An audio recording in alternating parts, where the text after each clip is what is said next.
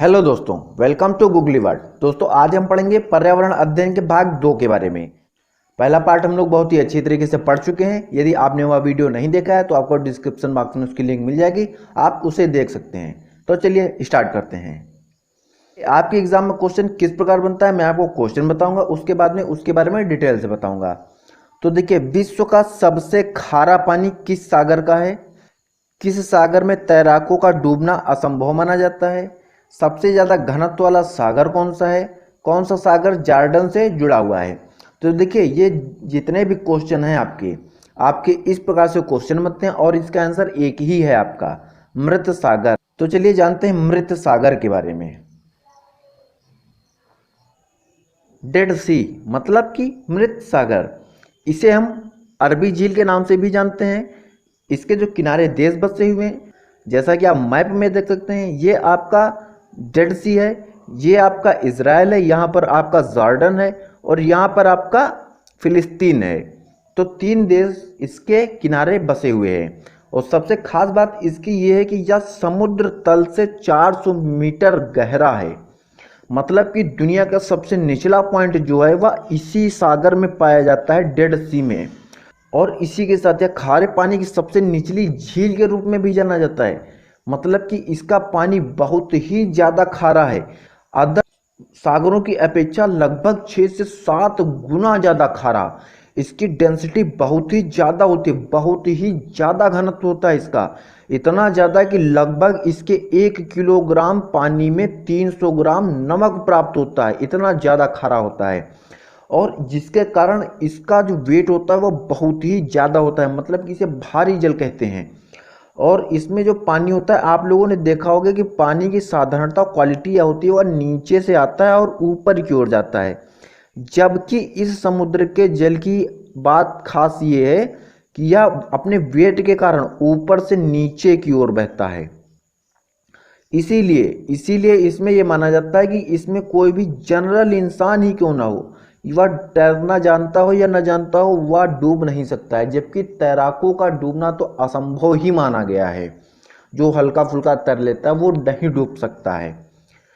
इतना ज़्यादा इसमें डेंसिटी है कि आप इस पर आराम से लेटकर अखबार तक पढ़ सकते हैं।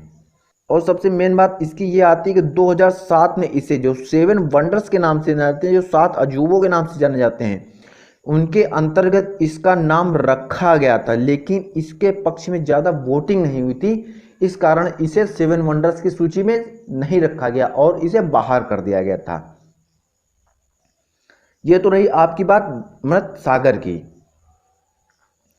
दोस्तों, यदि आप चैनल पर पहली बार विजिट कर रहे हैं या अभी तक आपने चैनल को सब्सक्राइब नहीं किया तो चैनल को सब्सक्राइब कर लीजिएगा और बेल आइकन को दबाना बिल्कुल ना भूलिएगा, जिससे हमारे आने वाले वीडियोस की नोटिफिकेशन आप तक आसानी से पहुंचते रहें। इसके बाद जानेंगे दांडी मार्च के बारे में। दांडी मार्च क्या है, क्यों है, सबके बारे में जानेंगे। देखिए, जो दांडी मार्च आपका है वो 22 मार्च 1930 से स्टार्ट हुआ था। या स्टार्ट क्यों हुआ था? जैसा कि आप देख रहे हैं 1930 मतलब कि भारत आजाद नहीं हुआ था, उस समय अंग्रेजों का ही शासन था। तो अंग्रेजों ने क्या किया था, समुद्र से प्राप्त होने वाले नमक पर उन्होंने टैक्स लगा दिया था। उन्होंने कहा था कि इतना ज़्यादा अधिक टैक्स लेंगे तब आपको नमक मिलेगा। जबकि नमक जो है एक मूलभूत आवश्यकता होती है हर एक इंसान के लिए। तो इसका गांधी जी ने विरोध किया। तो गांधी जी ने विरोध में क्या किया, उन्होंने अहमदाबाद में जो उनका आश्रम था, साबरमती आश्रम, वहां से लेकर गुजरात के दांडी समुद्र, जैसा कि आप मैप में देख सकते हैं, आपका ये गुजरात पड़ता है। यहाँ से इन्होंने समुद्र तट तक, मतलब कि यहाँ तक इन्होंने पैदल यात्रा की थी, जो कि लगभग 24 दिनों में पूरी हुई थी। और इस कारण इस सत्याग्रह को नमक सत्याग्रह नाम की संज्ञा दी गई थी, क्योंकि यह नमक के लिए किया गया था। और तब जाके 24 दिन के बाद यह सफल हुआ था और अंग्रेजों ने टैक्स कम किया था। और यहाँ बात कर लेंगे गुजरात की। तो देखिए, गुजरात के मैप की बात करेंगे तो भारत के मैप के अनुसार गुजरात जो है भारत का सबसे पश्चिमी राज्य है आपका। अच्छा दोस्तों, क्या आप यह जानते हैं कि नमक को कैसे बनाया जाता है? देखिए, जैसा कि आप इसमें चित्र में देख सकते हैं, लेकिन फिर भी मैं आपको एक बात और बताता हूँ। देखिए, इसमें क्या होता है क्यारियां आप लोग जानते होंगे, हमारे खेतों में क्या होता है, कुछ इस प्रकार से चीजें बना दी जाती हैं। और इस प्रकार से क्यारियां बनने से क्या होता है, इसमें जब लोग पानी लगाते हैं तो पानी इसमें रुक जाता है। इसी प्रकार सेम टू सेम क्या होता है, समुद्र के किनारे क्यारियां बना दी जाती हैं, जिससे समुद्र का पानी इसमें आता है। जब लहर आती है तो इसमें पानी आ जाता है, लहर वापस चली जाती है तो इसमें नमक सहित पानी भर जाता है। उसके बाद में जाता है, लहर वापस जाने के बाद इसमें जो पानी भरा रह गया है उसमें जल जो होता है पानी, या तो वह अवशोषित हो जाता है या तो फिर जलवाष्प बन के उड़ जाता है, लेकिन इसका जो नमक होता है, नमक इसमें शेष रह जाता है। तो इस प्रकार से हमें नमक प्राप्त हो जाता है, जो कि जमीन पर रहता है। पहले गंदा होता है, उसके बाद में साफ किया जाता है, उसके बाद में काफ़ी चीज़ें मिलाई जाती हैं, आयोडीन वगैरह, उसके बाद में वह मार्केट में उपलब्ध होता है।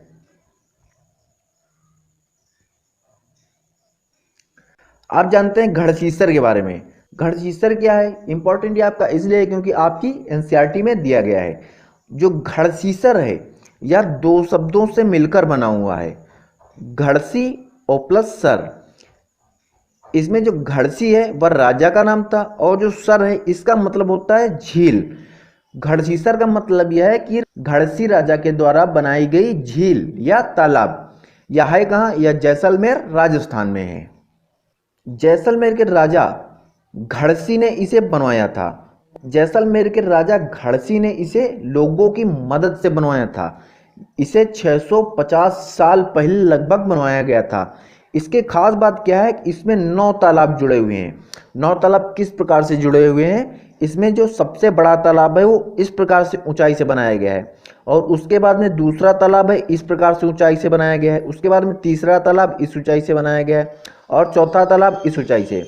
आपका पानी जब इधर से आता है तो क्या होता है, जब ये तालाब भर जाता है तो इसके बाद पानी इसमें दूसरे में जाने लगता है। उसके बाद क्या होता है, जब ये तालाब भर जाता है तो इसमें पानी तीसरे में जाने लगता है। इसके बाद में जब ये भर जाता है तो इसमें पानी चौथे में जाने लगता है। इसी प्रकार से कुल 9 तालाब एक दूसरे से जुड़े हुए हैं, जिससे कि बरसात का पानी स्टोर किया जा सके और पानी की किल्लत ना हो। इसका निर्माण तभी करवाया गया था जब जैसलमेर में पानी की बहुत ही ज़्यादा किल्लत थी, इसलिए वहां के राजा ने इसका निर्माण करवाया था। और जानते हैं, एक और तरीके से आपके एग्जाम में क्वेश्चन बनता है, जैसे भारत के किस राज्य में नई दुल्हन, मतलब कि जिसकी नई शादी होती है, तालाब झरने के पास जाकर सिर झुकाती है। और शहरों में क्या होता है, वहां पर तालाब नहर ना होने के कारण वह नल के पास जाती है और सिर झुकाती है, जैसा कि आप पिक्चर में देख सकते हैं। यहाँ पर झरना है, झरने के समक्ष महिला एक सिर झुका रही है। तो ऐसा जो होता है, ऐसा आपके उत्तराखंड राज्य में होता है, और बहुत ही इंपॉर्टेंट है आपका ये। इसके बाद जानेंगे भूमिगत टैंकों के बारे में। तो देखिए, जो पहले अंडरग्राउंड टैंक बनते थे उनके खास कारण क्या था, वो बहुत विशाल चट्टानों के माध्यम से बनाए जाते थे। चट्टानें जो थी, चट्टानें लगा दी जाती थी इस प्रकार से, और उनके चारों ओर से घेर दिया जाता था। और उसमें जो चबूतरा बनाया जाता था उसमें लोहे की राड्स डाली जाती हैं ताकि पत्थर इधर से उधर ना जा सकें। और इनके बीच में लंबी लंबी सीढ़ियों की पंक्तियां थी, जैसा कि इसमें आप देख सकते हैं। ये आप देखिए, यहाँ पर सीढ़ियाँ हैं, ये आपको सीढ़ियाँ दिखाई दे रही होंगी। इसमें क्या था, इसमें ऊपर जाने के लिए जो सीढ़ियाँ थी वो अलग थी, और जो नीचे जाने के लिए सीढ़ियाँ थी वो अलग थी। इससे क्या होता था, इससे वहाँ पर यदि भीड़ भी बहुत ज़्यादा होती थी तब भी कोई दिक्कत नहीं होती थी, और आराम से सभी लोग तालाबों में नहा लेते थे, अपना काम कर लेते थे। पानी लेने जाना होता था तो आराम से लोग पानी लेने जाते थे और वहाँ से पानी ले आते थे, कोई दिक्कत नहीं होती थी अधिक भीड़ होने पर भी। और इसके बाद में एक अलबरूनी थे जो विदेशी थे, और वो जो जहाँ से आए थे उसका आज वर्तमान में नाम उज्बेकिस्तान है। इन्होंने अंडरग्राउंड टैंक जब देखे भारत में तो इन्होंने कहा था, यहाँ के लोग तालाब बनाने में बहुत ही कुशल हैं, मेरे देशवासी इन्हें देखकर बहुत ही आश्चर्यचकित होंगे। और जो आप यह मोहर देख रहे हैं, यह मोहर 1973 में इनके जन्म के 1000 साल बाद सामने आई थी। और यहाँ तक कि जो मैंने अभी आपको बताया था, इसके पीछे वाली बात, मतलब कि ये सीढ़ियों के बारे में, ये ऊपर जाने का रास्ता, चबूतरे बनाने के बारे में और विशाल चट्टानों की ढेर के बारे में।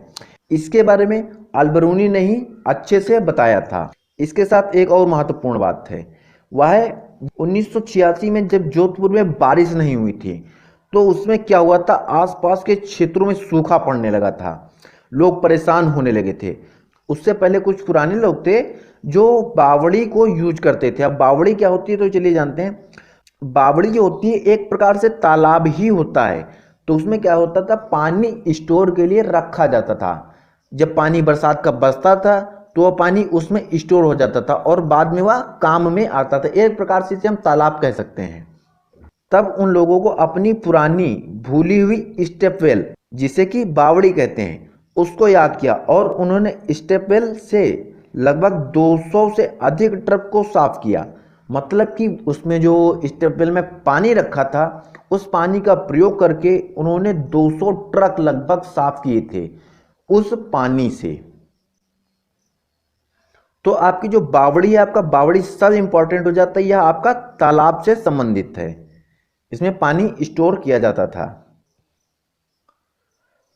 तो दोस्तों आशा करता हूं आपको क्लास समझ में आई होगी और यदि आपको वीडियो अच्छा लगा है तो इसे अपने दोस्तों में शेयर कर देना, लाइक कर देना वीडियो को और चैनल को सब्सक्राइब करना और बेल आइकन को दबाना बिल्कुल ना भूलिएगा। तब तक के लिए थैंक यू, धन्यवाद, जय हिंद, जय भारत।